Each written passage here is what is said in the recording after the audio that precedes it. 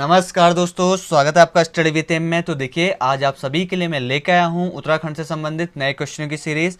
तो देखिए, ये जो मेरा क्वेश्चन की सीरीज है ये पार्ट 37 है। इससे पहले भी काफ़ी पार्ट आ चुके हैं। यदि हम अगर टोटल ओवरऑल नए क्वेश्चनों की बात करें हमारे यूट्यूब चैनल पे, तो लगभग 65 प्लस यहाँ पे वीडियोज़ आ चुकी हैं। तो आप सभी लोग ये सारी वीडियोज़ आप देख सकते हैं। आप हमारे YouTube channel study with M पे जाके विजिट करिए। वहाँ पर आप सभी को वहाँ पर प्ले मिल जाएगा आपको उत्तराखंड न्यू क्वेश्चन करके।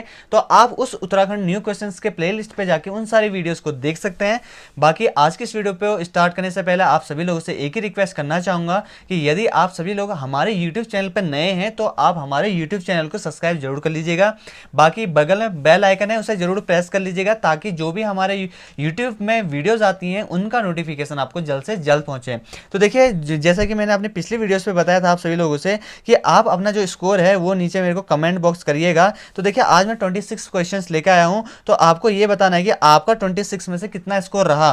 ठीक है, तो आप जरूर नीचे कमेंट जरूर करिएगा, अपना अनुभव शेयर करिएगा, कैसी लगी वीडियो, ये सारी चीज़ें आप हमें बताइएगा। ज़्यादा से ज़्यादा लाइक दीजिएगा।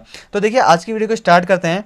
तो देखिए, सबसे पहला क्वेश्चन आपका यहाँ पे, भरतकोट पहाड़ी से किस नदी का उद्गम होता है। ठीक है, देखिए यहाँ पे भरतकोट है, कहीं कहीं पे आपको भटकोट भी मिल जाएगा। ठीक है, भटकोट, तो आप इससे कन्फ्यूजन मत होइएगा। तो भरतकोट, कहीं पे भरतकोट लिखा हुआ है और कहीं पे भटकोट भी लिखा होता है। तो भटकोट पहाड़ी से किस नदी का उद्गम होता है, आप सभी लोगों को ये चीज़ बतानी है। तो ये नदी का नाम है आपका कोसी नदी। ठीक है, याद रखिए, कोसी नदी जो है, कोसी नदी का अगर बात करी जाए तो कोसी नदी का जो उद्गम होता है वो अल्मोड़ा जनपद के 12 मंडल परगने से, वहाँ पे आपकी बोरार पट्टी है, उसके अंतर्गत एक भटकोट बूढ़ा, ठीक है, भटकोट बूढ़ा पिननाथ शिखर है वहाँ पे, तो उसके दक्षिण पश्चिम से वहाँ पे नदी प्रवाहित होती है जिसको कहा जाता है आपका कोसी नदी। ठीक है, तो देखिए, मैंने इसके रिगार्डिंग आप सभी लोगों को एक स्टोरीज भी बताई थी पिछले एक वीडियोज़ में। एक कोसी नदी का क्वेश्चन आया हुआ था, तो मैंने आप सभी लोगों से वहाँ पे कोसी नदी के पौराणिक जो कहानी है उसके बारे में आप सभी लोगों को बताया था। तो आज भी बता देता हूँ। देखिए, लोक मान्यता ये है कि पौराणिक जो लोक मान्यता है उसके अनुसार देखिए, जो कोसी नदी है उसको शापित नदी कहा जाता है। ठीक है, तो हुआ क्या था, देखिए आपका याद रख लीजिएगा इन नदियों के नाम जो मैं आपको बताने जा रहा हूँ। तो सबसे पहले देखिए, रामगंगा, सरयू, भागीरथी, काली नदी, गोरी नदी और यमुना नदी। ठीक है, और लास्ट में क्या है आपकी कोसी नदी। तो देखिए, ये जो 7 नदियां हैं ये आपस में बहने थी। ठीक है, तो देखिए, उसके बाद होता क्या कि एक दिन इन 7 बहनों ने मिलकर प्लान बनाया कि हम एक जगह अगले दिन वहीं पे मिलेंगे। तो होता क्या कि अगले दिन जो कोसी नदी है वहाँ पे सर्वप्रथम वहाँ पे पहुँच जाती है, लेकिन जो अन्य नदियाँ हैं वो काफ़ी लेट कर देती है आने में। तो इससे क्रोधित हो गए, क्योंकि देखिए, पौराणिक में भी और पुराणों में भी लिखा गया है कि जो आपकी कोसी नदी है वो सबसे ज़्यादा गुस्सैल नदी कहा जाता है, सबसे ज़्यादा क्रोधित नदी है, उसको क्रोध सबसे पहले आता है। तो क्रोधित होकर वहाँ से सबसे पहले चले जाती है। तो अगली जो 6 बहनें बची, 6 बहनें वहाँ पे पहुँचती हैं, तो वो देखती हैं कि यहाँ पे कोसी नदी तो है नहीं, वो कोसी नदी बह चुकी हैं। तो उनको श्राप दे देती हैं कि आप हमसे अलग थलग ही बहोगे। तो ये सारी चीज़ें हैं। अगर आपसे देखिए यहाँ पे पूछा है, एक क्वेश्चन ये पूछा जा सकता है, जैसे कि मैंने पुराने वीडियोज़ पे पुराने जो नाम आते हैं उन पे वीडियोज़ बनाई हुई हैं। तो क्वेश्चन ये भी पूछा जा सकता है कि जो आपका कोसी नदी है उसका पौराणिक नाम क्या है। ठीक है, तो आपको बताना होगा कि वहाँ पे कोसी नदी का पौराणिक नाम। तो याद रखिएगा, जो कोसी नदी है उसका पौराणिक नाम क्या है, कौशिकी। ठीक है, याद रखिएगा क्या है, कौशिकी। कौशिकी किसका पौराणिक नाम है ये पूछा जा सकता है आयोग द्वारा। तो आपको याद रखना है कि कौशिकी किसका पुराना नाम है, कोसी नदी का पुराना नाम है। ठीक है, ये सारी चीजें थी जिसको मैंने आप सभी को सामने बताया। ठीक है, अगला क्वेश्चन की ओर बढ़ लेते। देखिए, अगला क्वेश्चन है आपका यहाँ पे, प्रताप शाह ने किस वर्ष प्रताप नगर की स्थापना करी थी। तो काफ़ी इंपॉर्टेंट है। देखिए, जो प्रताप शाह हैं उनके द्वारा आपका 1877 में, कितने में, 1877 ईस्वी में आपकी प्रताप नगर की स्थापना करी गई थी। बात कर लेते हैं प्रताप शाह के बारे में। ठीक है, तो देखिए, जो आपके प्रताप शाह हैं वो पवार वंश के राजा थे। ठीक है, इनका अगर कार्यकाल की बात करी जाए तो 1871 से लेकर 1886 तक इनका कार्यकाल माना जाता है। ठीक है, ये कार्यकाल देखिए अलग अलग, देखिए जो इतिहास है उसको टोटली कभी भी फिक्स करके नहीं देखा गया है। आगे पीछे, थोड़ा आगे पीछे देखिए, जो इतिहास मिला है कहाँ से मिला है, आप खुद सोचिए। ये जो इतिहास मिला है, एक जो ताम्र पत्र मिले हैं आपके, या जो पौराणिक मान्यताएं, उनके आधार पर, जागरों के आधार पर इनका जो कार्यकाल है वो डिसाइड कराया जाता है। ये कार्यकाल आगे पीछे हो सकता है, बिल्कुल एक्यूरेट नहीं होगा, लेकिन हाँ मिलता जुलता जरूर होगा। लेकिन ये जो कार्यकाल है इनका 1871 से लेकर 1886 तक इनका कार्यकाल रहा, ये चीज आप याद रखिएगा। देखिए जो प्रताप शाह थे, इनके 3 पुत्र थे। सबसे पहले पुत्र का नाम था आपका कीर्ति शाह, दूसरे का नाम था विचित्र शाह, और तीसरे का नाम था आपका सुरेंद्र शाह। ठीक है, ये 3 पुत्र थे। इनके द्वारा देखिए टिहरी जो उस टाइम पे रियासत थी, टिहरी रियासत में बहुत सारे काम करे गए, जैसे कि वहां पे आपका प्रिंटिंग प्रेस भी खोली गई थी इनके द्वारा। उसके बाद देखिए वहां पे टिहरी में सर्वप्रथम पुलिस विभाग की स्थापना भी का भी श्रेय किसको जाता है, ये जाता है आपका प्रताप शाह। ठीक है, प्रताप शाह, ठीक है, प्रताप शाह को जाता है सबसे पहले वहां पे पुलिस स्टेशन खोलने का श्रेय। और इनके द्वारा देखिए अंग्रेजी शिक्षा की नींव भी रखी गई थी वहीं पे, तो काफी इंपॉर्टेंट बन जाता है इसलिए कि आपका जो प्रताप शाह है। तो याद रखिएगा 1871 से 1886, ठीक है, प्रिंटिंग प्रेस खोली, पुलिस विभाग की स्थापना सर्वप्रथम उनके द्वारा करी गई, और अंग्रेजी शिक्षा को भी इनके द्वारा बढ़ावा दिया गया, या आप ये भी कह सकते हैं कि अंग्रेजी शिक्षा की नींव इन्हीं के द्वारा रखी गई। ठीक है, तो ये था। तो देखिए आपको वीडियो चल रही है, तो इसमें आप सभी को बताना चाहता हूँ कि आगामी 1 या 2 दिन बाद हमारे YouTube चैनल पर ऑनलाइन टेस्ट चलाए जा रहे हैं। ठीक है, तो आप उसको भी ज्वाइन कर सकते हैं, फ्री ऑफ कॉस्ट है। किसी भी टेस्ट को ज्वाइन करने का आपको कोई भी चार्ज नहीं लिया जाएगा। बशर्ते आप सभी लोगों से एक ही रिक्वेस्ट है कि आप हमारे YouTube चैनल को जरूर सब्सक्राइब कर लीजिएगा, शेयर जरूर करिएगा अपने दोस्तों के साथ, जिसमें हम हिंदी के अलग से टेस्ट करवाएंगे, उत्तराखंड के अलग से टेस्ट करवाएंगे। वहाँ पे आपको एक्सप्लेनेशंस नहीं मिलेगा, जैसे यहाँ पे ये तो आपको एक्सप्लेनेशंस मिलता है, यहाँ पे पार्ट लेकर आ रहा हूँ, वहाँ पे आपको एक्सप्लेनेशंस नहीं मिलेगा। टाइमिंग दी रहेगी आपको, उस टाइम पे आपको कंप्लीट करना होगा। और आगामी आने वाले टाइम पे हम वहाँ पे उसका गिव वे भी रखेंगे, जिसके सबसे ज़्यादा नंबर आएंगे उसको वहाँ पे प्राइज भी दिया जाएगा। ये एक चल रही है, प्लानिंग चल रही है, कहाँ तक सक्सेस होती है ये अभी कह नहीं सकते हैं, लेकिन आपके 1 या 2 दिन के बाद आपका यहाँ पे टेस्ट स्टार्ट हो जाएंगे, हिंदी का, उत्तराखंड का और सामान्य ज्ञान का, जो आपका उत्तराखंड से संबंधित इंपॉर्टेंट चीज़ें हैं। तो आप यहाँ पे टेस्ट दे सकते हैं, फ्री ऑफ कॉस्ट है, किसी भी टेस्ट का यहाँ पे कोई भी चार्ज नहीं लिया जाएगा। ठीक है, तो ये हम सुविधा दे रहे हैं आप सभी लोगों को। तो आप लोगों को हम करना बस इतना सा है, आप इतना तो कर ही सकते हैं, फ्री ऑफ कॉस्ट इतना सब कुछ करा रहे हैं। तो आप हमारे यूट्यूब चैनल को ज़्यादा से ज़्यादा शेयर करिएगा, लाइक एंड शेयर बिल्कुल बढ़ाते रहिएगा। ठीक है, तो बढ़ते हैं आज अगले क्वेश्चन की ओर को। देखिए इसमें मैंने बताया, बाकी देखिए आने वाले टाइम पर हम वहाँ पे जो जेईई की क्लासें होती हैं, तो जेईई की क्लासें जो आपकी कनिष्ठ अभियंता के लिए सिंचाई विभाग में जल निगम पे वहाँ पे वैकेंसीज निकली हुई हैं, उसके लिए भी हम वहाँ पे टेस्ट सीरीज चला रहे हैं। तो जो लोग आपके डिप्लोमा होल्डर्स हैं, तो आप ये वीडियो उनको शेयर कर सकते हैं, बता सकते हैं वहाँ पे टेस्ट सीरीज चल रही है। तो हम 1-2 दिन के बाद वहाँ पे ये सारे काम यहाँ पे करने वाले हैं। तो देखिए ये तो थे एक छोटी सी इन्फॉर्मेशन आप सभी लोगों के लिए, जो मैं पहले बताना भूल गया था।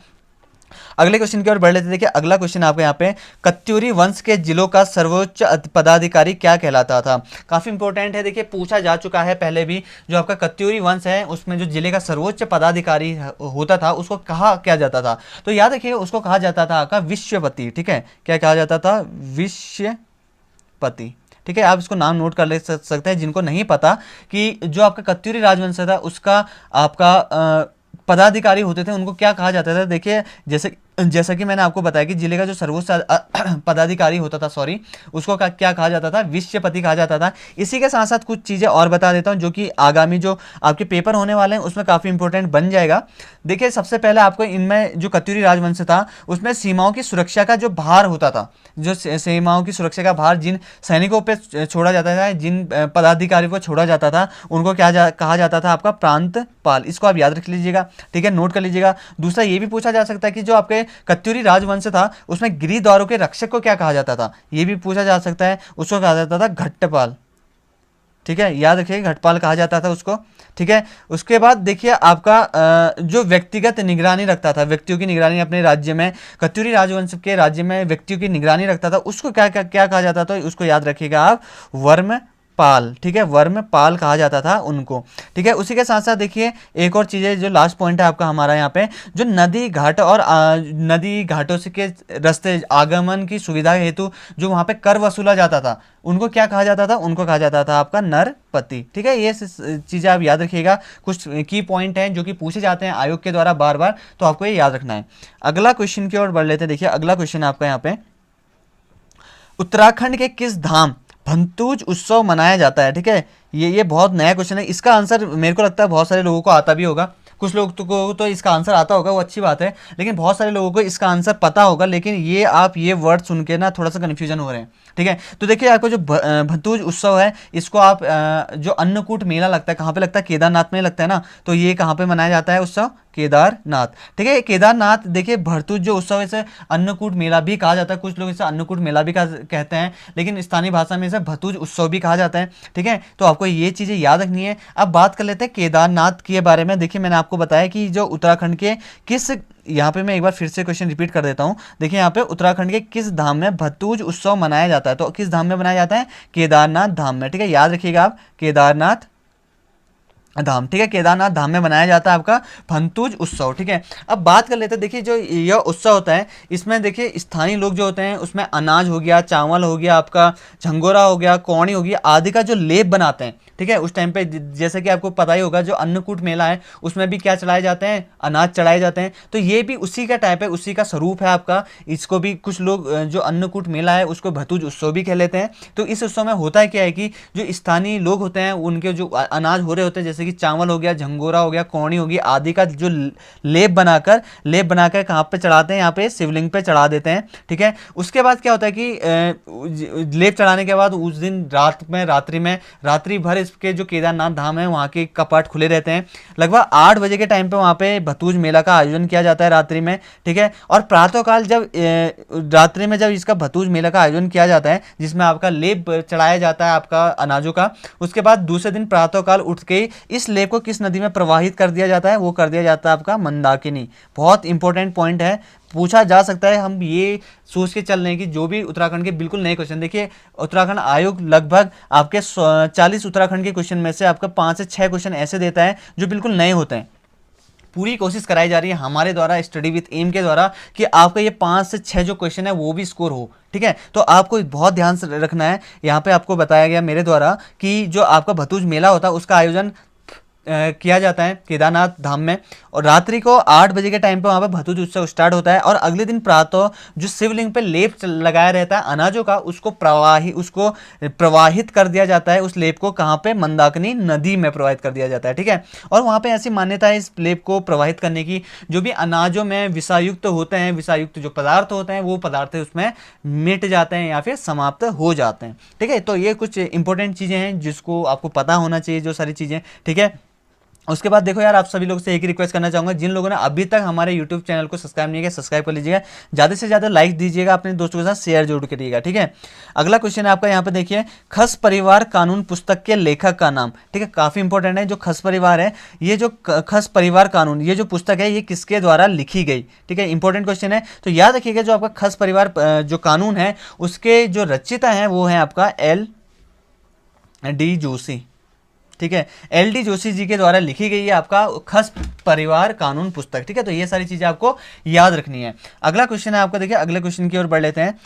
कत्यूरी शासनकाल में नदी के तटों और घाटों पर नियुक्त पदाधिकारी कौन था? अभी इससे जस्ट पहले मैंने आपको इसका रिपीटेशन बता दिया, इसका एग्जाम्पल बता दिया है, कुछ चीजें बताई थी मैंने यहाँ पे। कत्यूरी वंश से जो सर्वोच्च अधिकारी पदाधिकारी को क्या कहते हैं, इसी के साथ मैंने ये भी बता दिया था उस टाइम पे कि आपके जो कत्यूरी शासनकाल है उसमें नदी या जो तटों पे घाटों पे नियुक्त पदाधिकारी होते थे। होता क्या था, देखिए जो कत्यूरी शासनकाल था उस टाइम पे होता क्या था, तटों या जो घाट होता है घाटों में आवागमन के लिए वहाँ पे पदाधिकारी नियुक्त किए जाते थे जो उनसे कर लिया करते थे। उनको क्या कहा जाता था? नरपति। इससे पहले भी बता दिया जा चुका है मेरे द्वारा, क्या कहा जाता था? आपका नरपति कहा जाता था उन लोगों को। इसको आप याद रखिएगा। ठीक है, काफ़ी इंपॉर्टेंट है। अगला क्वेश्चन की ओर बढ़ लेते। देखिए अगला आपका कोदिया बगड़, जहाँ वीरचंद सिंह गढ़वाली की समाधि स्थित है। ठीक है, वो कहाँ पे स्थित है? कोदिया बगड़ कहाँ पे स्थित है ये आपको बताना है। तो ये कहाँ पे? आपका गैरसैंण में, गैरसैंण में। ठीक है, याद रखिए गैरसैंण में आपका कोदिया बगड़, जहाँ पे वीरचंद सिंह की क्या है? समाधि स्थल भी है। वो कोदिया बगड़ कहाँ पे पड़ता है? आपका गैरसैंण में पड़ता है। ठीक है, अब बात कर लेते हैं वीरचंद सिंह गढ़वाली जी के बारे में। देखिए वीरचंद सिंह गढ़वाली जी का अगर जन्म कभी पूछ लिया जाए तो आपको याद रखना है कि 25 दिसंबर 1891 में वीरचंद सिंह गढ़वाली जी का क्या हुआ था? जन्म हुआ था। अगर इनकी वास्तविक नाम की बात करें तो इनका जो वास्तविक नाम था वो था आपका चंद सिंह भंडारी। याद रखिएगा क्या था, चंद्र सिंह भंडारी था इनके वास्तविक नाम था इनका। ठीक है, उसका कभी कभार देखिए हमने अभी तक इससे पहले जितने भी पेपर को एनालाइज किया हुआ है तो उसमें यही लिखा हुआ था। देखिए हमने वहाँ पे देखा इससे पहले जब आपका 1 दिसंबर 2019 को आपका हाईकोर्ट का कनिष्ठ सहायक का पेपर हुआ था, उसमें एक सवाल था आपका उसमें कि जो श्रीदेव सुमन है उनकी पत्नी का नाम, उससे पहले भी किसी महापुरुष के पिताजी का नाम पूछा गया था। तो इस टाइप के क्वेश्चन बहुत सारे आ रहे हैं, तो इसलिए मैं हर एक अगर कोई महापुरुष आता है तो उनका वास्तविक नाम, माता का नाम, पिता का नाम हो सके तो आपको लेके आता हूं। ठीक है, अगर यहाँ पे हम वीर चंद सिंह गढ़वाली जी के पिताजी का नाम पता करें तो देखिए जो उनके पिताजी का नाम था वो था आपका जलौत सिंह भंडारी। जलौत सिंह भंडारी था इनके पिताजी का नाम। ठीक है, कभी कभार ये भी पूछा जा सकता है देखिए आपसे कि आपका जो वीर चंद सिंह गढ़वाली है किस राइफल के सैनिक थे, किस गढ़वाल राइफल के सैनिक थे। वहाँ पे ऑप्शन हो सकता है आपका 18/2, 10/2, 2/18 या फिर इनमें से कोई नहीं। तो ये तो देखिए आपको याद रखना है जो वीर सिंह गढ़वाली जी थे वो किस गढ़वाल राइफल के सैनिक थे, वो 2/18 गढ़वाल राइफल के सैनिक थे। ठीक है, इनके द्वारा ये क्यों प्रसिद्ध हुए, देखिए इनके द्वारा देखिए यहाँ पे 23 अप्रैल 1930 में, ठीक है 23 अप्रैल 1930 में देखिए इन्होंने निहत्थे अफगान सैनिक थे उन पे गोली चलाने से मना कर दिया था। और ये ऑर्डर किसने दिया था इनको, ये दिया था आपका कैप्टन रिकेट ने। ठीक है, या उम्मीद करता हूँ सारे आपके कन्फ्यूजन दूर होते जा रहे होंगे जितना मेरे द्वारा पढ़ाया जा रहा है। अगर आपके सारे कन्फ्यूजन दूर हो रहे हैं तो नीचे कमेंट करिएगा।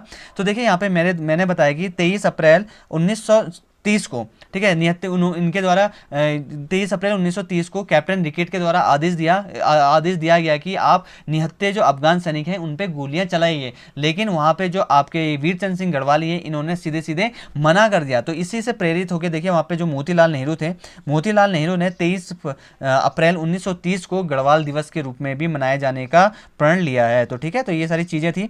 अगला चीज़ें पढ़ लेते हैं। देखिए यहाँ पे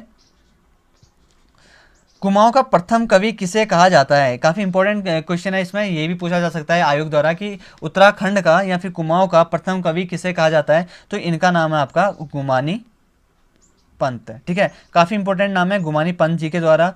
गुमानी पंत जी को आपका कुमाऊं का प्रथम कवि कहा गया है। अगर इनके जन्म की बात करें तो देखिए 1790 में इनका जन्म हुआ था। कहाँ पे हुआ था, काशीपुर में। ठीक है, काशीपुर में इनका जन्म हुआ था। आपका किसका, आपका गुमानी पंत जी का। ठीक है, अगर बात करी जाए इनके पिताजी का नाम क्या था, गुमानी पंत जी के पिताजी का नाम, तो उनका नाम था आपका देवनिधि था, देवनिधि पंत था। ठीक है, देवनिधि पंत था आपके इनके गुमानी पंत जी के पिताजी का नाम। अगर माता का नाम था वो था आपका देव मंजरी। ठीक है, याद रखिए मैं थोड़ा सा कंफ्यूज हो गया था उस टाइम पे। तो इनके जो पिताजी का नाम था, देखिए दोनों में कंफ्यूजन नहीं होना है आपने, इनके पिता और माता का नाम दोनों लगभग सेम थे। ठीक है, तो याद रखिए दोनों का नाम आपका ऑप्शन में हो सकता है। अगर आपसे पूछा जाए गुमानी पंत जी के पिताजी का नाम, तो इसमें वहाँ पे ऑप्शन में आपका देवनिधि भी होगा और देव मंजरी भी होगा। तो आपको याद रखना है देवनिधि गुमानी पंत जी के पिताजी का नाम था और देव मंजरी आपका गुमानी पंत जी के माता का नाम था। अगर गुमानी पंत जी के वास्तविक जो नाम है उसके बारे में पूछा जाएगा तो आप क्या करके आएगा, लोकनाथ या फिर लोकरत्न पंत। क्या, लोकरत्न पंत। तो ये जो चीजें हैं आपको याद रखनी है। गुमानी पंत जी के वास्तविक नाम था आपका लोकनाथ और लोकरत्न पंत। इनके पिताजी का नाम था देवनिधि पंत, माता का नाम था आपका देव मंजरी। तो ये सारी चीजें आपको याद रखनी है। जिनको याद नहीं है कॉपी में नोट डाउन कर सकते हैं। अगला है देखिए आपका यहाँ पे कोठारी व चौखमदून स्थित है। कोठारी व चौखमदून कहाँ पर स्थित है। ठीक है, काफी इंपॉर्टेंट क्वेश्चन है ये भी और परीक्षा में पूछे जाने की इसकी भी पूरी संभावना है। ठीक है, तो देखिए आपका जो कोठारी व चौखमदून है वो कहाँ पे स्थित है, आपका पौड़ी में। ठीक है, याद रखिएगा पौड़ी में स्थित है। पौड़ी को कब जिला बनाया गया था, देखिए 1840 में इसको क्या बनाया गया था, जिला बनाया गया था। किस पहाड़ी के तलहटी पे स्थित है ये, कंडोलिया। पूछा जा सकता है, देखिए काफी इंपॉर्टेंट है इसलिए बार बार जोर दे रहा हूँ कि पौड़ी गढ़वाल किस पहाड़ी के तलहटी पे स्थित है, कंडोलिया में है। तो देखिए पौड़ी गढ़वाल से संबंधित देखिए 1992 में पौड़ी गढ़वाल को क्या किया गया था, हिल स्टेशन घोषित किया गया था। वहीं 1969 में इसको क्या बनाया गया था, गढ़वाल मंडल का मुख्यालय बनाया गया था। अगर यहाँ पे विधानसभा क्षेत्रों की बात करी जाए तो देखिए पौड़ी गढ़वाल में आपके 6 विधानसभा क्षेत्र हैं, ठीक है। यहीं पे इनके अगर प्रसिद्ध स्थल की बात करी जाए जो कि आपके क्वेश्चन पेपर्स में पूछे जाने की पूरी पूरी संभावनाएं हैं, जिसमें आपका दुग्धताल हो गया, देवलगढ़ हो गया आपका, ठीक है। उसके बाद यहाँ पे आपका चंद सिंह गढ़वाली औद्योगिक एवं वानिकी विश्वविद्यालय भी है, ठीक है, जिसकी स्थापना किस वर्ष करी गई थी, 2011 को करी गई थी, जो कि एक्चुअल में स्थित है आपका भरसार पौड़ी में, ठीक है। भरसार पौड़ी में स्थित है आपका चंद सिंह गढ़वाली औद्योगिक एवं वानिकी विश्वविद्यालय, ठीक है। आपको ये सारी चीजें भी याद रखनी है। अगले क्वेश्चन की ओर बढ़ लेते, देखिए राज्य में पौधारोपण नीति लागू करी गई थी, कब लागू की थी। देखिए नीतियों से सबसे ज्यादा क्वेश्चन पूछे जाते हैं कि पौधारोपण नीति क्या है, पर्यटक नीति का कब से स्टार्ट करेगी, बहुत सारी नीतियां हैं। तो देखिए यहाँ पे पूछा गया है कि पौधारोपण नीति कब लागू करी गई उत्तराखंड में या फिर राज्य में, किस वर्ष से पौधा जो रोपण नीति है वो किस वर्ष से लागू करेगी। तो आपको याद रखना किस वर्ष से करेगी थी, 6 जनवरी 2006 को, ठीक है। 6 याद रख सकते हैं, 6 जनवरी 2006, ठीक है। तो ये याद रखिएगा 6 तो 6 जनवरी 2006 को आपका राज्य में पौधारोपण नीति को लागू किया गया। तो देखिए यहाँ पे अगला क्वेश्चन आपका यहाँ पे पर्वतीय क्षेत्रों में मृदा का पीएच मान होता है, पीएच मान बताना आपको कितना होता है यहाँ पे पर्वतीय क्षेत्रों में मृदा का पीएच मान कितना होता है। तो यहाँ पे देखिए आपका जो मृदा का पीएच मान होता है पर्वतीय क्षेत्रों में वो 5.5 से लेकर 6.5 तक होता है, ठीक है। तो काफी इंपॉर्टेंट है, पीएच मान भी पूछा जा सकता है। पर्वतीय क्षेत्रों में कितना होता है, 5.5 से लेकर 6.5 तक होता है। होता कुछ नहीं, देखिए पीएच एक स्केल होता है जिसके द्वारा हम मिट्टी में अम्लीता और क्षारता की माप करते हैं। सबसे पहले जो 1 से लेकर 7 यहाँ पे नॉर्मल होता है यहाँ पे, ठीक है, यहाँ पे उदासीन होता है यहाँ पे। तो उससे पहले यहाँ पे एसिड की पता चलता है, जितना कम नंबर आएगा उससे पता चलता है कि ये एसिड है, जितना ज्यादा नंबर आएगा उससे पता चलता है कि ये क्या है, क्षार है, ठीक है। तो ये सारी चीजें हैं जो आप सभी लोगों ने साइंस में पढ़ी होंगी, ठीक है। अगला क्वेश्चन की ओर बढ़ते हैं। अगला क्वेश्चन आपका यहाँ पे राज्य के सबसे ऊंचाई पर स्थित धाम, ठीक है, राज्य का सबसे ऊंचाई पर जो स्थित धाम है उसके बारे में पूछा गया है। मैं बहुत बार जितने भी 4 धाम है हमारे उत्तराखंड राज्य के, उन 4 धामों के बारे में आपको बताता हूं, उन्हीं के साथ साथ उनकी ऊंचाई भी बताता हूं। तो देखिए ये क्वेश्चन इस टाइप से भी पूछा जा सकता है या फिर मैच दी फॉलोइंग में भी पूछा जा सकता है। तो देखिए आपका जो राज्य उत्तराखंड जो राज्य है उसका सबसे ऊंचाई पर स्थित जो धाम है उसका नाम है आपका केदारनाथ धाम, केदारनाथ धाम सॉरी। तो देखिए आपको याद रखना है जो आपका केदारनाथ धाम है वो सबसे ऊंचाई पे स्थित है। अगर मैं आपको देखिए धामों के बारे में बता देता हूं, सबसे पहला आपका आता है केदारनाथ धाम जिसकी ऊंचाई आपका 3584 मीटर, ठीक है, 3584 मीटर है। उसके बाद अगर हम बद्रीनाथ धाम की बात करें तो इसकी कितनी है, 3133 मीटर है। उसके बाद आपकी गंगोत्री की बात करें तो इसकी जो ऊंचाई है आपकी 3048, ठीक है। उसके बाद आपका यमुनोत्री आती है, उसकी कितनी है, 3235, ठीक है। याद रखिएगा जो आपका केदारनाथ धाम है उसकी समुद्र तल से ऊंचाई 3584 है। बद्रीनाथ धाम की आपकी 3133 मीटर है। गंगोत्री जो धाम है आपका उनकी जो ऊंचाई है आपकी 3048 मीटर है। और आपके लास्ट में जो यमुनोत्री है उसकी ऊंचाई आपकी 3235 मीटर है। तो ये सारी ऊंचाई है, आप याद रखिएगा। अब आगे हो सकता है कि ये मैच दी फॉलोइंग में पूछ लिया जाए या सिंगल पॉइंट में भी पूछा जा सकता है, ठीक है। अब बात कर लेते हैं केदारनाथ मंदिर के बारे में। तो देखिए आपका जो केदारनाथ मंदिर है वो कहां पर स्थित है, आपका रुद्रप्रयाग जनपद में स्थित है। और कौन सी नदी बहती है यहाँ पे, मंदाकिनी, ठीक है, मंदाकिनी नदी बहती है। जैसा कि आप सभी को पता ही होगा, जिन लोगों को नहीं पता है मैं बता देता हूं, जो आपका केदारनाथ धाम है वो 12 ज्योतिर्लिंगों में से एक है, जहां पे भगवान शिव के पीछे यानी कि पीछे भाग की क्या करी जाती है, यहाँ पे पूजा करी जाती है। और मैंने यहाँ पे आपको बताया दिया कि कितने मीटर की ऊंचाई पे है, 3584 मीटर की ऊंचाई, समुद्र तल से इसकी ऊंचाई 3584 है। तो देखिए यहाँ पे एक बार बहुत बड़ी आपदा आई थी 2013 में, ठीक है, 16-17 आपका जो जून का महीना था उस टाइम पे 2013 में यहाँ पे क्या हुआ था कि जो मंदाकिनी नदी है वहाँ पे क्या आ गई थी, बाढ़ आ गई थी। और वहाँ पे जो केदारनाथ मंदिर है काफ़ी क्षतिग्रस्त हुआ था। वहाँ पे मंदिर में काफ़ी तोड़फोड़ हो गई थी, मलबा आ गया था वहाँ पे और काफ़ी लोगों की जान गई थी और बहुत सारे उस टाइम पे बहुत बड़ी आपदा थी, ठीक है। तो काफ़ी उस टाइम पे ये क्वेश्चन काफ़ी बार पूछा भी गया था, आप सभी लोगों को पता ही होगा, ठीक है। उसके बाद देखिए यहाँ पे जो आपका जो केदारनाथ मंदिर है, इस केदारनाथ मंदिर समिति का मुख्यालय कहाँ है ये भी पूछा जा सकता है। तो आपको पता होना चाहिए मुख्यालय कहाँ है आपका, ऊखी मठ। किसका, केदारनाथ मंदिर समिति का मुख्यालय। ठीक है, तो आपको ये सारी याद रखनी है। उसी के साथ साथ देखिए एक बार एक क्वेश्चन ये भी पूछा जा चुका है कि आपका जो केदारनाथ मंदिर है, सॉरी ये वो क्वेश्चन इस टाइप से था कि जो आपका ब्रह्म कमल है वो किस मंदिर में चढ़ाए जाते हैं। तो याद रखिएगा जो आपका ब्रह्म कमल है वो किस मंदिर में चढ़ाया जाता है, आपका केदारनाथ मंदिर में चढ़ाया जाता है। काफी इंपॉर्टेंट हुआ था उस टाइम पे क्वेश्चन, पिछले साल ही 2019 के टाइम पे ये क्वेश्चन पूछा जा चुका है। पेपर में का नाम याद नहीं आ रहा है। और यहाँ पे एक चीज़ और याद रखनी है, जो केदारनाथ मंदिर होता है, केदारनाथ मंदिर का रक्षक देवता भी पूछा जा सकता है। ठीक है, केदारनाथ मंदिर का रक्षक देवता कौन है, वो है आपका भैरवनाथ। ठीक है, आपको ये सारी चीज़ें पता होनी चाहिए, काफ़ी इंपॉर्टेंट है और पूछा जाता है ये सारी चीज़ें। अगले क्वेश्चन की ओर बढ़ लेते हैं। देखिए अगला क्वेश्चन आपका यहाँ पे, राज्य में पीतल नगरी विकसित की जा रही है। आपको बताना है कि राज्य में जो पीतल नगरी है वो कहाँ पे विकसित करी जा रही है। तो ये आपको याद रखना है, कहाँ पे करी जा रही है, मारचूला सल्ट में। ठीक है, मारचूला सल्ट है, सल्ट कहाँ पे पड़ता है, आपका अल्मोड़ा जनपद में पड़ता है। ठीक है, लगभग उसके बाद आपका आगे जाके गढ़वाल चमोली जनपद लग जाता है। तो देखिए आपका जो मारचूला सल्ट है, सल्ट में आपका राज्य में पीतल नगरी विकसित करने के बारे में सोच रहे हैं लोग, और विकसित हो भी रही है वहाँ पे पीतल नगरी के रूप में। ठीक है, अब बात कर लेते हैं सल्ट के बारे में। मैंने जैसे कि बताया कि जो सल्ट है वो अल्मोड़ा जिले का पार्ट है, अल्मोड़ा जनपद के अंतर्गत आता है। अल्मोड़ा जनपद देखिए आपका कब बना था, 1891 में ये जिला बना था। 1864 में यहाँ पे क्या बनाया गया था, नगर पालिका का गठन किया गया था। पिछले बार मैंने बोला था आप सभी लोगों से कि आप सभी लोग नगर पालिका के बगल में जो वहाँ पे आपका पंडित गोविंद बल्लभ पंत राजकीय संग्रहालय है वो कब स्थापना करी गई, तो ये चीज़ बताइएगा। तो बहुत कम लोगों ने बताया ही नहीं, बिल्कुल मैंने कमेंट चेक नहीं किए। तो आज का भी टास्क यही है, जब तक आप बताएंगे नहीं तब तक मैं पूछता रहूंगा कि आपका जो पंडित गोविंद बल्लभ पंत हैं, जो अल्मोड़ा में इनका राज्य की संग्रहालय है, तो इसकी स्थापना किस वर्ष से करेगी, तो आप नीचे कमेंट बॉक्स में जरूर कमेंट करिएगा। ठीक है, तो ये आपको बताना है। तो देखिए जो अगर अल्मोड़ा जनपद के क्षेत्रफल की बात करें तो इसका जो क्षेत्रफल है वो 3139 किलोमीटर स्क्वायर।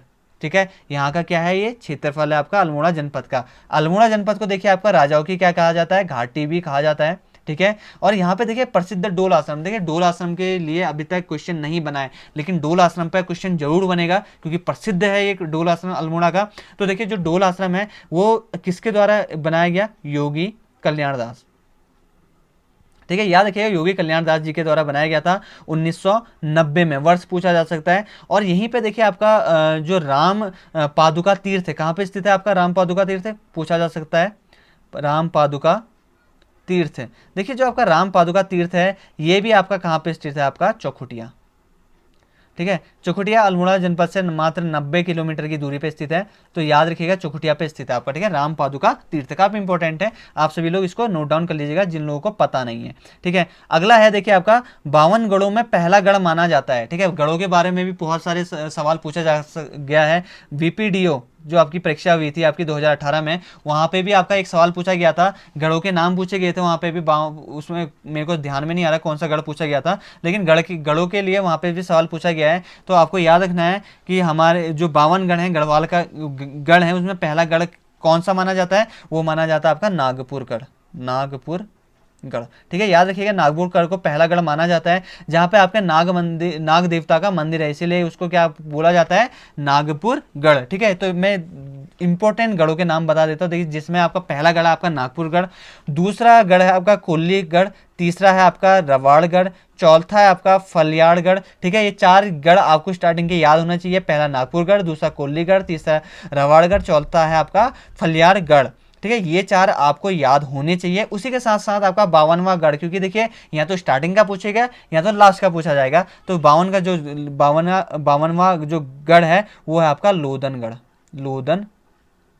ठीक है, ये सारी चीजें आपको याद होनी चाहिए। देखिए कोई भी चीजें पूछी जाता है 52 के 52 गढ़ याद करना संभव तो नहीं है ना, तो लेकिन आप उसके स्टार्टिंग के गढ़ और लास्ट के गढ़ तो याद रख सकते हैं। तो देखिए 52वां गढ़ का है, क्या है इनका, लोधनगढ़। ठीक है, देखिए पवार वंश की, देखिए पवार वंश, वहाँ पे पवार वंश जो राजाओं का आधिपत्य रहा, वहाँ पे पवार वंश राजाओं ने वहाँ पे राज्य किया। ठीक है, तो आपको याद होना चाहिए कि पवार वंश का प्रथम शासक कौन था, वो था आपका कनकपाल। ठीक है, कनकपाल, याद रखिए कनकपाल को ही किस पवार वंश का प्रथम शासक माना जाता है। तो ये सारी चीज़ें हैं मेरे द्वारा समझाई जा रही हैं। आप लोगों को आपके कॉन्सेप्ट अगर क्लियर हो रहे हो तो वीडियो को ज़्यादा से ज़्यादा लाइक करिएगा। ठीक है, अपने दोस्तों के साथ शेयर करिएगा, चैनल को सब्सक्राइब करिएगा।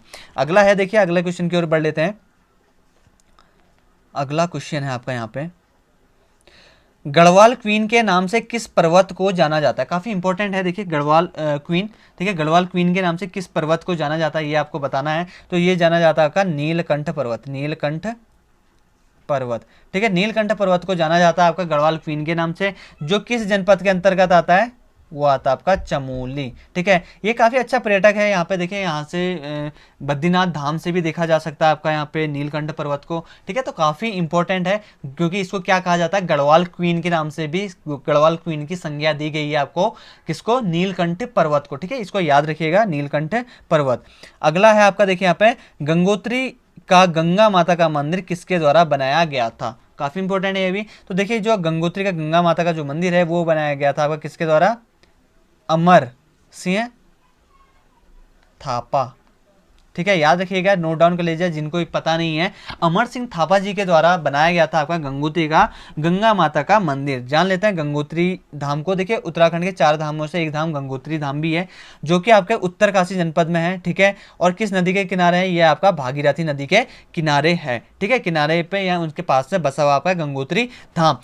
अभी तो हमने बात करी कि जो आपका गंगोत्री का गंगा माता का मंदिर किसके द्वारा बनाया गया था? अमर सिंह थापा के द्वारा। लेकिन अगर इसके जगह पर सवाल ये आ जाए कि इसका पुनरुद्धार किसके द्वारा किया गया था, तो आपको वहां पे याद रखना है, इसका जो पुनरुद्धार किया गया था वो जयपुर के राजा माधव सिंह के द्वारा किया गया था। इसकी ऊंचाई मैं बता चुका हूं कितनी है, 3048 मीटर है समुद्र तल से। उसके साथ साथ देखिए यहाँ पे इसके जो कपाट है किस कब बंद हो जाते हैं? ये दीपावली में बंद हो जाते हैं इसके कपाट गंगोत्री धाम के। और खुलते कब है इसके कपाट? इस मंदिर के जो कपाट है, गंगोत्री धाम के जो कपाट है, वो प्रतिवर्ष अक्षय तृतीया को खुलते हैं, ठीक है। तो याद रखिएगा, अक्षय तृतीया को खुलते हैं आपका गंगोत्री धाम के कपाट। अगला क्वेश्चन है आपका यहाँ पे, देखिए, जेलंग पर्वत किस जनपद के किस जेलंग जो पर्वत है ये किस जनपद में स्थित है? ठीक है, काफी इंपॉर्टेंट क्वेश्चन है जेलंग पर्वत। तो देखिए, आपका जो जेलंग पर्वत है वो भी कहाँ पे स्थित है? आपका उत्तर काशी जनपद में स्थित है, ठीक है। उत्तर काशी काफी बार आ रहा है, आपको बता देता हूं। देखिए, उत्तर काशी जो जनपद है उसको जनपद बनाया गया था आपका 24 फरवरी 1960 को, ठीक है, याद रखिएगा, 24 फरवरी 1960 को आपका उत्तरकाशी जनपद बनाया गया था। इसका पौराणिक नाम की बात करें तो इसका जो पौराणिक नाम है बाड़ाहाट या सौम्य काशी भी इसको कहा जाता है। तो देखिए, यहाँ पे जो उत्तरकाशी है, यहाँ पे भागीरथी नदी में आपका चंद्रबदनी गाड़ भी मिल जाती है। कहाँ पे? उत्तरकाशी में। पूछा जा सकता है चंद्रबदनी जो गाड़ है वो कहाँ पर भागीरथी से मिलती है? तो आपको याद रखना है कहाँ पे मिलती है? उत्तरकाशी में। अगला है, देखिए यहाँ पर अगर पूछा जाए कि वहाँ के उत्तरकाशी के टोटल लिटरेसी रेट के बारे में, तो लिटरेसी रेट तो काफ़ी इंपॉर्टेंट होता है। तो उसका उत्तरकाशी का जो लिटरेसी रेट है वो है आपका 75.81%। अगर इसी में मैं महिलाओं का प्रतिशत बोलूँ, इसमें कितने प्रतिशत वहाँ महिला साक्षरता दर है, तो वो है आपका 62.5%, ठीक है। तो ये सारी चीज़ें आपको भी याद रखनी है, काफ़ी इंपॉर्टेंट है। तो देखिए, आपका अगला क्वेश्चन है यहाँ पे आपका, उत्तराखंड का खादी ग्रामोद्योग बोर्ड का गठन किस वर्ष से किया गया? ठीक है, तो काफी इंपॉर्टेंट है ये भी क्वेश्चन। देखिए, जो आपका उत्तराखंड का खादी ग्रामोद्योग बोर्ड है उसका गठन किया गया था आपका 17 अगस्त 2002 में, ठीक है। तो याद रखिएगा, 17 अगस्त 2002 में आपका उत्तराखंड खादी ग्रामोद्योग का गठन किया गया, ठीक है। देखिए, उत्तराखंड जो खादी एवं ग्रामोद्योग बोर्ड है, इसका जो मुख्यालय की बात करी जाए, अगर मुख्यालय पूछ लिया जाएगा आपका, तो इसका मुख्यालय है आपका, देखिए, भोपाल पानी देहरादून में, ठीक है। नॉर्मली देहरादून पूछा जाएगा, ठीक है। तो आपको याद रखना है, जो आपका उत्तराखंड का खादी ग्रामोद्योग बोर्ड है उसका जो मुख्यालय है कहाँ पे है? आपका देहरादून में स्थित है, ठीक है। उसी के साथ साथ देखिए, यहाँ पे जो खादी एवं ग्रामोद्योग योजना है वो प्रशासनिक नियंत्रण रखने हेतु पौड़ी गढ़वाल, कालाडूंगी और नैनीताल, ठीक है, याद रखना है, पौड़ी गढ़वाल, कालाडूंगी और नैनीताल के परिक्षेत्रीय कार्यालय वहाँ पे क्या करे गए? स्थापित करे गए इसके परिक्षेत्रीय कार्यालय। तो ये भी आपको सारी चीज़ें याद रखनी है। अगला क्वेश्चन की ओर बढ़ लेते, देखिए यहाँ पे अगला क्वेश्चन है आपका, यहाँ पे गढ़वाल का साइमन पीटर कहा जाता है। आप बहुत इंपॉर्टेंट क्वेश्चन है कि गढ़वाल का जो साइमन पीटर है किसको कहा जाता है? तो ये कहा जाता है आपका ख्याली रामोड़ा, ठीक है, रमोड़ा, ठीक है, ख्याली रमोड़ा को कहा जाता है आपका Garhwal Simon Peter sorry Garhwal का साइमन पीटर। ठीक है, याद रखिएगा गढ़वाल का साइमन पीटर किससे कहा जाता है, ख्याली रमोला को कहा जाता है। ठीक है, कहीं कहीं पे रमोला भी लिखा हुआ है तो कंफ्यूजन नहीं करना आपको। ठीक है, रमोला या रमोला। ठीक है, अगला क्वेश्चन की ओर बढ़ लेते हैं। देखिए अगला क्वेश्चन आपका, राज्य का पहला जागर महाविद्यालय कहाँ पर स्थित है। ठीक है, इंपॉर्टेंट है ये भी। तो देखिए जो आपका उत्तराखंड राज्य है उसका पहला जो जागर महाविद्यालय है वो है आपका श्रीनगर में। कहाँ पे है आपका, श्रीनगर में। ठीक है, इस कॉलेज का नाम है आपका, देखिए यहाँ पे जयानंद भारती जागर महाविद्यालय श्रीनगर। ठीक है, तो आपको ये सारी चीजें भी आपको याद रखनी है। अगर आप बात कर लेते श्रीनगर के बारे में, तो देखिए जो आपका श्रीनगर है, श्रीनगर को क्या कहा जाता है, गढ़वाल का दिल्ली, गढ़वाल की दिल्ली भी कहा जाता है आपका श्रीनगर को। इसका पौराणिक नाम देखिए आपका ब्रहा क्षेत्र या फिर श्री क्षेत्र भी कहा जाता है आपका श्रीनगर को। ठीक है, कहीं पे ब्रह्मा क्षेत्र भी आ सकता है या ब्रहा क्षेत्र भी आ सकता है इसका पौराणिक नाम। ठीक है, तो इन पे कंफ्यूजन नहीं होना आपने। श्रीनगर में ही देखिए आपका श्री यंत्र नामक की क्या है, शिला भी स्थित है। इसी के साथ साथ देखिए यहाँ पे गौना झील टूट गई थी किस वर्ष से, 1894 में। यहाँ पे जो कृत्रिम गौना झील थी तो वो भी यहाँ पे टूट गई थी। ठीक है, उसी के साथ साथ देखिए यहाँ पे जो श्रीनगर है वहाँ पे आपका सोमका भांडा स्मारक भी है जो कि आपका कहाँ पे है, देवलगढ़ श्रीनगर पे स्थित है। ठीक है, तो ये सारी चीज़ें हैं जो आपको याद होनी चाहिए।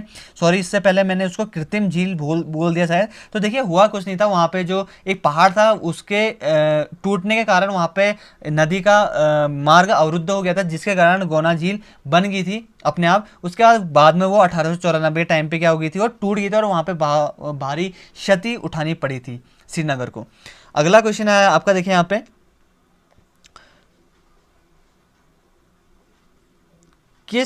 किसके द्वारा बागेश्वर को गोल्डन घाटी कहा गया है। अब पता तो है ही ना सबको कि गोल्डन घाटी किसको कहा जाता है। नॉर्मल पहले यूके जो SSC आयोग है वो नॉर्मल ये सवाल पूछता था कि गोल्डन घाटी किसको कहा जाता है, तो वो उसका आंसर रहता था बागेश्वर। लेकिन कहा किसके द्वारा कि गोल्डन घाटी बागेश्वर को कहा जाता है, तो आपको याद रखना है किसके द्वारा कहा गया वो, एटकिंसन। ठीक है, एटकिंसन के द्वारा बागेश्वर को गोल्डन घाटी कहा गया था। ठीक है, और अगला क्वेश्चन है आपका, देखिए आपका सबसे कम कृषि योग्य भूमि किस जनपद में स्थित है। ठीक है, तो आपको याद रखना है जो आपका सबसे कम कृषि योग्य भूमि है वो है आपका रुद्रप्रयाग। ठीक है, रुद्रप्रयाग जनपद में स्थित है आपका, रुद्रप्रयाग जनपद में है आपका सबसे कम कृषि योग्य भूमि। ठीक है, रुद्रप्रयाग के बारे में बता देता हूँ। देखिए रुद्रप्रयाग आपका पंच प्रयागों में से एक प्रयाग है, जहाँ पे आपका अलकनंदा और मंदाकिनी नदी क्या होती है, मिलती हैं, क्योंकि प्रयाग के दो नदियों का संगम होता है। और जो आपका जो केदारनाथ रुद्रप्रयाग है, रुद्रप्रयाग में ही आपका क्या है, केदारनाथ मंदिर समिति का क्या है, मुख्यालय भी स्थित है आपका केदारनाथ में। ठीक है, रुद्रप्रयाग में केदारनाथ मंदिर भी है आपका वहाँ पे। उसके बाद देखिए यहाँ पे जो आपका रुद्रप्रयाग के बारे में बता रहा हूँ, तो रुद्रप्रयाग का अगर पौराणिक नाम की बात करी जाए तो रुद्रप्रयाग का जो पौराणिक नाम है वो है आपका पुनाड़। ठीक है, पुनाड़ याद रखिएगा, रुद्रप्रयाग का पुराना नाम। और रुद्रप्रयाग को महाभारत में क्या कहा गया है, तो ये भी याद रखना है आपको, रुद्रावर्त। ठीक है, रुद्रावर्त कहा गया आपका महाभारत में। ठीक है, उसके बाद ये किस वर्ष जिला बनाया गया, तो देखिए ये बनाया गया था 18 सितंबर 1997 को रुद्रप्रयाग को जनपद बनाया गया। इसको देखिए तीन जो जनपद है उनसे अलग करके बनाया गया था। सबसे पहला टिहरी को अलग किया गया था, इस टिहरी से थोड़ा पार्ट टिहरी से लिया गया था, थोड़ा पौड़ी गढ़वाल से, थोड़ा चमोली से, इन 3 जिलों से मिलकर बनाया गया था आपका रुद्रप्रयाग जनपद। ठीक है, तो ये सारी चीज़ें भी आपको याद रखनी है। ठीक है, इंपॉर्टेंट है काफ़ी। अगला है आपका, देखिए यहाँ पर क्यार के रेथल मंदिर। ठीक है, काफ़ी इंपॉर्टेंट है कि क्यार के रेथल जो मंदिर है वो कहाँ पे स्थित है, तो यह स्थित है आपका भटवाड़ी। और भटवाड़ी कहाँ पे पड़ता है आपका, उत्तर काशी पे पड़ता है भटवाड़ी। ठीक है, तो यहाँ पे क्या है आपका, क्यार के रेथल मंदिर स्थित है। ठीक है, तो ये सारी चीज़ें भी आपको याद करनी है। बाकी आप सभी लोगों से एक ही चीज़ कहना चाहूँगा, क्योंकि वीडियो खत्म होने वाली ही है 2 क्वेश्चनों के बाद। तो देखिए आप लोगों में से जिन लोगों ने अभी तक हमारे यूट्यूब चैनल को सब्सक्राइब नहीं किया है तो प्लीज़ उसको सब्सक्राइब जरूर कर लीजिएगा। वीडियो पसंद आ रही हो तो उसको लाइक और शेयर जरूर करिएगा अपने दोस्तों के साथ। ठीक है, अगला क्वेश्चन है आपका, देखिए यहाँ पे शिला समुद्र बुग्याल स्थित है। शिला समुद्र बुग्याल कहाँ पर स्थित है, तो ये है आपका चमोली जनपद में। ठीक है, याद रखिएगा चमोली जनपद, जिसको किस वर्ष से जनपद बनाया गया था, 24 फरवरी 1960 में इसको जनपद बनाया गया था और इसका जो मुख्यालय है कहाँ पे है, गोपेश्वर में स्थित है। क्यों है गोपेश्वर में स्थित, क्योंकि वहाँ पे 1970 के पास यहाँ पे अलकनंदा नदी में बाढ़ आ गई थी, जिसके कारण वहाँ पे चमोली जो जगह है वहाँ पे उसको काफ़ी क्षति उठानी पड़ी थी। उसके बाद उसका जो मुख्यालय कहाँ चेंज कर दिया गया था, गोपेश्वर में चेंज कर दिया गया था। अगर कभी पूछा जा सकता है कि कालिंदी दर्रा कहाँ है, कालिंदी दर्रा, तो आपको याद रखना जो कालिंदी दर्रा है वो किस किस को जोड़ता है, उत्तरकाशी और चमोली को जोड़ता है आपका कालिंदी दर्रा। ठीक है, दर्रे देखिए उस पर भी वीडियोस आने वाली है, वो भी जल्द आएगी आपकी, 1-2 दिन के बाद आ जाएगी दर्रों पे वीडियो, तो उसके लिए भी आप वेट करिएगा।